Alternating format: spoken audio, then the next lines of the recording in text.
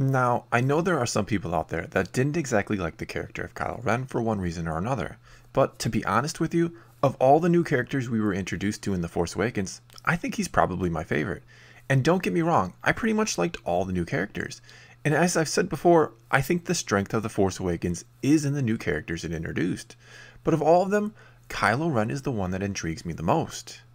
Why is that? Because of all the new characters, he's the only one where it's very hard to predict how his story will play out and eventually end. And by that I mean, I'm not sure what side he'll even end up on when it's all said and done. Whereas, I feel pretty comfortable saying that Rey, Finn, and Poe will all still be good guys and end up heroes, though there could be stumbles along the way for them, especially for Rey, who will be at the very least tempted by the dark side at some point, or at least I'd hope and imagine she will be. But when it comes to Kylo Ren, I could see him ending up anywhere from alongside the rest of the good guys on the light side, helping to defeat Snoke, to ending up very powerful and the main villain of this entire trilogy, to maybe even dying unexpectedly at some point. We also don't truly know what his personal agenda is, and I have to believe he has one, that he's not just going to be shown as a puppet of Snoke, but that he's up to something of his own. And likely that agenda has something to do with fulfilling what he thinks was the destiny of Darth Vader, because he almost certainly had a vision when he touched Vader's helmet at one point, probably the first time he touched it, much like Rey did the first time she touched Anakin's saber,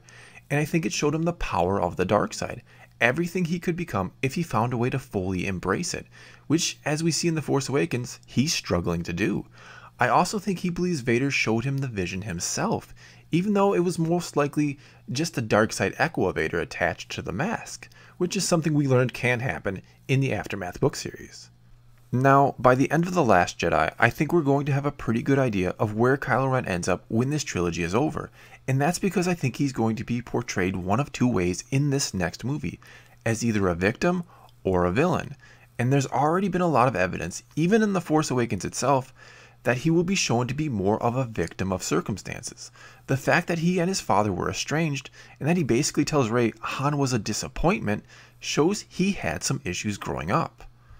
There's also the fact that in the Aftermath series, we've learned that Leia has felt a shadow over her son since even before he was born, which of course was likely Snoke, which is backed up by the fact that in the novelization of The Force Awakens, Leia says that Snoke has been watching him from the shadows all along. In other words, what hope did Ben really have to resist the dark side when it had been haunting him and pursuing him his entire life?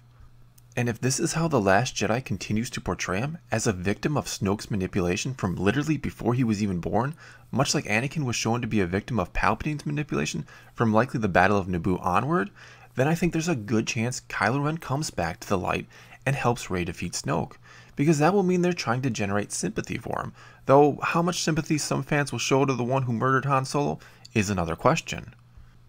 Nevertheless, it does bring up a difficult moral and philosophical question. Can and should Ben Solo be forgiven for his actions if he had been manipulated his whole life to one day become Kylo Ren by such a dark and powerful being? How much blame should be heaped upon one that is a victim of such horrible circumstances? And by the fact that he still feels the pull to the light, at least in The Force Awakens, it means at least part of him is questioning his actions still. And I think he questioned himself all the way up to the point he ignited his saber and killed his father. The question now is, does he feel regret about that act and start to weaken, which the novelization of The Force Awakens implies, or will he fully embrace being the villain now, and hence the dark side itself, and begin to grow in power, likely at an exponential rate, so that he will be a true threat to our heroes Rey and Luke? And I think if he does fully embrace the dark side, he will not want to be subservient to anyone. That may be part of finishing what Vader started, because something Vader never did was become the Master Sith, and the one who truly wielded all the power and ruled the galaxy. So instead of Snoke using him, which is what appears to be happening, he will use Snoke to be trained, and then maybe, just maybe, even destroys him. And I know that might sound ridiculous right now, considering last we saw him, he was losing to Rey, so how's he ever going to beat Snoke? But if Kylo does fully embrace the dark side, as I said, I think his power begins to grow exponentially. It almost has to, considering I don't think this trilogy will span a huge timeline. And also keep in mind that that loss to Rey is likely going to do one of two things. Make him very, very angry, angry enough to truly begin to embrace the dark side, or make him intrigued by her, enough so that he wants to know even more about her and possibly attempt to tempt her to the dark side again. or he may be so intrigued by her that his obsession with her, if it becomes that, could lead him back to the light. One way or the other, the character of Kylo Ren is in an odd place right now, because rarely do we see a true villain get straight up defeated in the first act by our main hero the way Kylo did in the first act of this trilogy by Rey.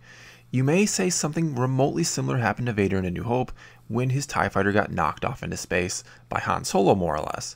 But the difference there is, in A New Hope, despite what you believe, it was not originally part of a grander story. It was intended to be a standalone movie because nobody thought it would be the massive success that it was, and only after that was Lucas able to continue the story. And also keep in mind, Vader came back more badass than ever in The Empire Strikes Back after that little embarrassing moment at the end of A New Hope, which wasn't even his fault. This all means that, unless Kylo Ren is going to be made an irrelevant character, and he's not, the only direction he can go right now is up, because he's pretty much at rock bottom. He has to make a comeback in a big way in The Last Jedi by being shown getting stronger, truly embracing the villainous side, and no longer talking of the light and its pull, and seemingly sure of himself and having less tantrums. He would also then need to be shown wanting revenge upon Rey, and maybe being at odds with Snoke about her, which ultimately leads him to turn on Snoke and either attempt to destroy him, or maybe even succeed in doing so, though I don't think that's going to happen. Because I do think that Snoke is the ultimate threat and bad guy of this trilogy, if you will, and that this next movie will begin to reveal just how manipulated Kylo Ren has been all along, and I think he's going to continue to be unsure of himself, and will speak more to Vader's mask, and, in his mind, speaking more to Vader, which is a great opportunity for the filmmakers to flat out tell us what Kylo is thinking and feeling without us even realizing they're doing it. I think he's going to be fascinated by Rey, and will initially think he can turn her to the dark side, and together they can defeat Snoke, and perhaps Luke too, and, as Anakin once said, make things the way we want them, which again goes back to finishing what Vader started. And I do think Rey may be tempted by this offer because, as I've suggested before, I don't think Luke is going to be completely honest with her, and when she learns the truth towards the end of The Last Jedi, her faith in him will be shaken, which is when she encounters Kylo Ren again and loses to him this time because she will be an emotional mess, which is when Kylo will again make his offer to join him and be trained by him, and this time she'll take it.